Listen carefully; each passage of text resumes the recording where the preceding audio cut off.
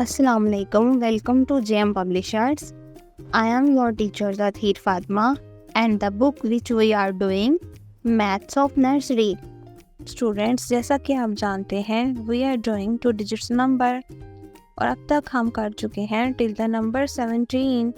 Let's have a quick revision. Start from number 11, 12, 13, 14, 15, 16 and 17. What's come number after 17?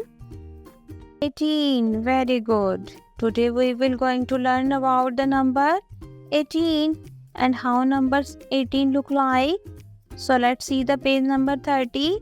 This is number 18. Let's trace it with finger.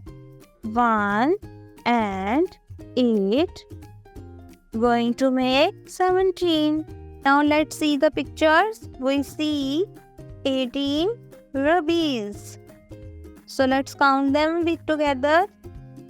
1, 2, 3, 4, 5, 6, 7, 8, 9, 10, 11, 12, 13, 14, 15, 16, 17 and 18. Very good students. Very nice.